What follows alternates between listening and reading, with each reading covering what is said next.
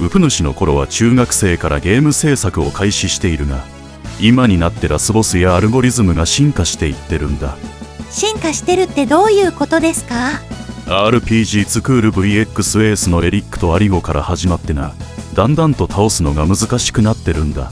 一体どれほど強いか気になります。今年4月27日にエリックとアリゴが10周年となり、今回の動画ではそれにあたって俺的に強すぎたラスボスを5体ランク付けして紹介するぞ。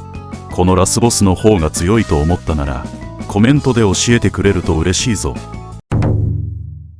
第5位はエリックは勇者だ。ワークの村再建より破壊王だ。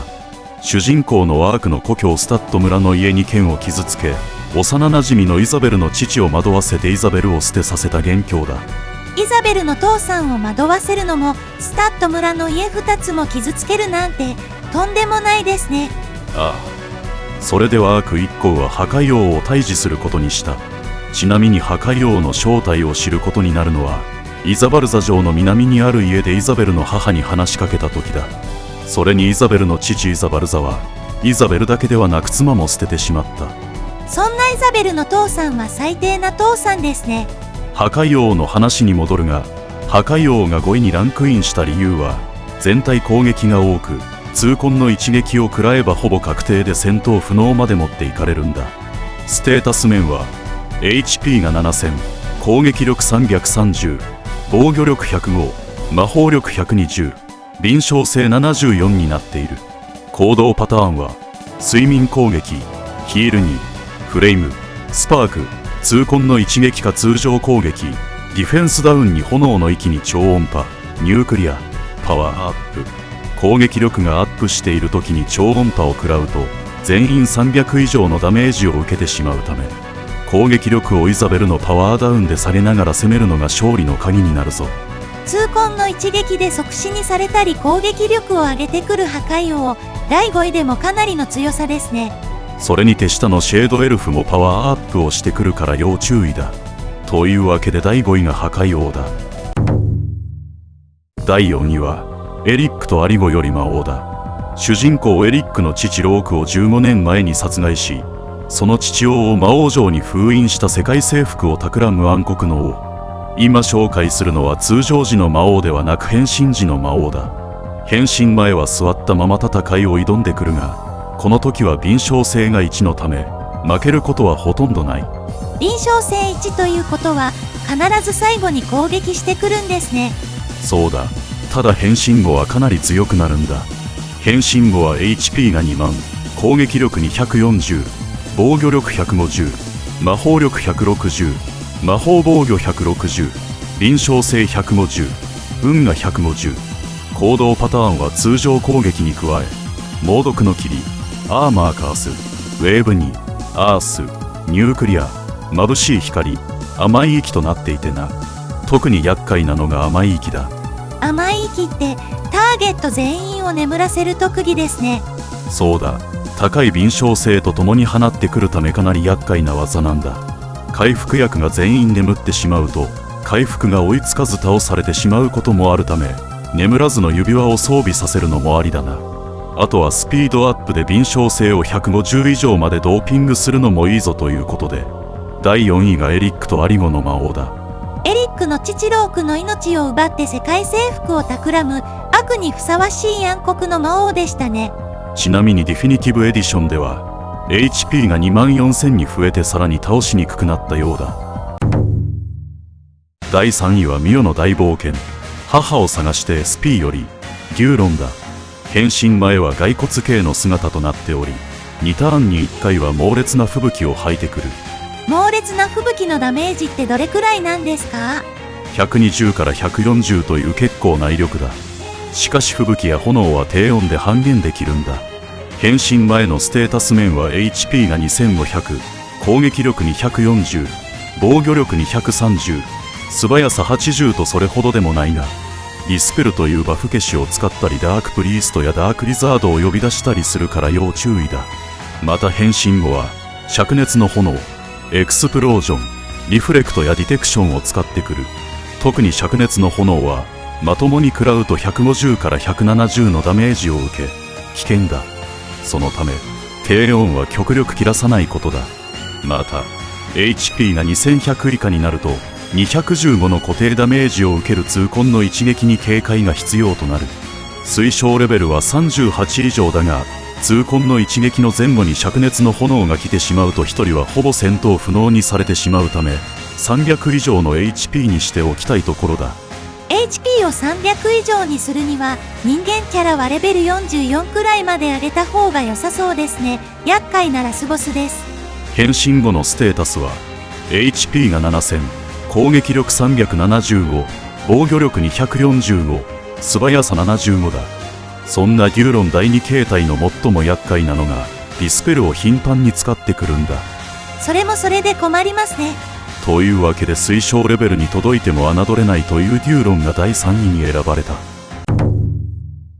第2位はミオ家族の冒険、リーズ島のバカンスよりゲラデモーンだ。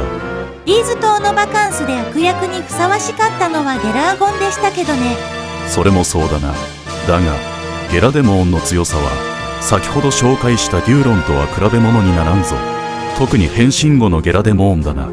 デューロンと比べ物にならない理由を詳しく教えてほしいです。推奨レベルは32からで、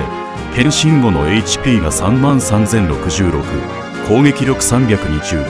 防御力196、魔法力100、魔法防御140、臨床性128となっており、厄介なのが瞑想やメテオ、なぎ払いにチクダキやカースに加え、雄たけびで行動を封じてきたりする。瞑想は HP を5000回復し、メテオは全員が1400ほどのダメージを受けるし、その後なぎ払いが来てしまうとパーティ壊滅しやすいため、レベル32で勝つにはメテオからのなぎ払いが来ないことを祈りつつやるしかないぞ。ここからラスボスが一気に強くなってしまいましたね。なぎ払いの威力はどれほどなんですか？なぎ払いの威力は通常攻撃の 0.7 倍になっている。ちなみに通常攻撃の威力は攻撃力の4倍だ。ゲラデモンは完全に回行動持ちのため第2位か第1位か迷ったが、次に紹介するラスボスは推奨レベルがメニュー画面の行動目標に表示される上に手こずった相手だ。そのためミオ家族の冒険、リーズ島のバカンスのゲラデモンが第2位にランクインした。栄えある第1位はミオの大冒険、異世界に洗脳された後輩よりデモンだ。さっきのゲラデモーンの色違いですね。ああ、姿は全く同じだ。主人公ミオの後輩であるミリアを操り、異世界のフォミールワールドを支配し続ける悪魔の王だ。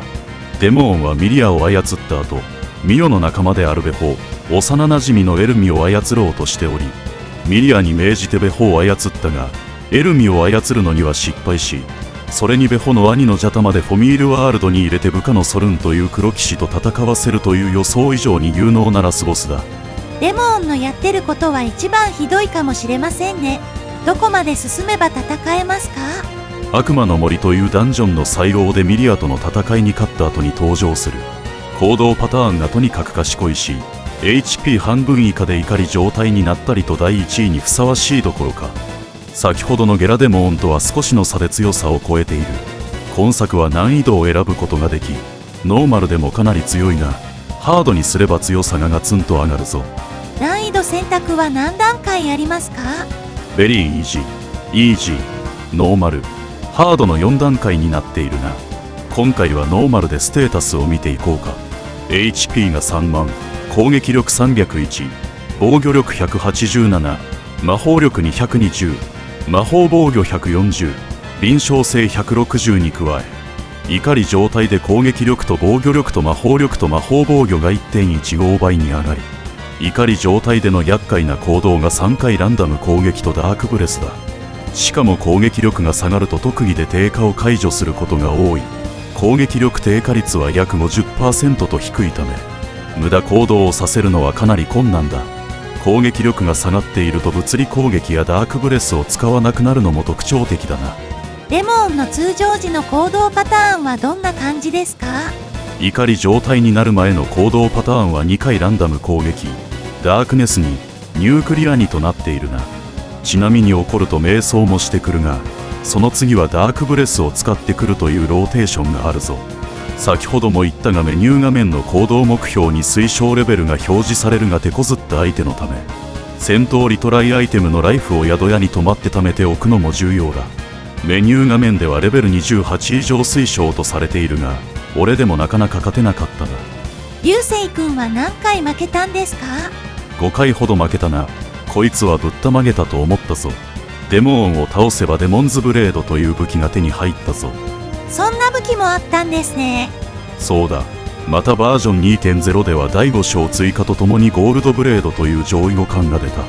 今紹介しているデモーンは第3章のデモーンだ。第4章や第5章のラスボスとしても戦うことになるが、第4章ではデモーン強、第5章ではデモーン極みに変化する。またデモーン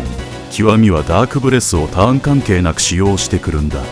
ダークブレスをターン関係なく使うなんてやりすぎな気がしますね。そのためいつ使用してくるかわからない。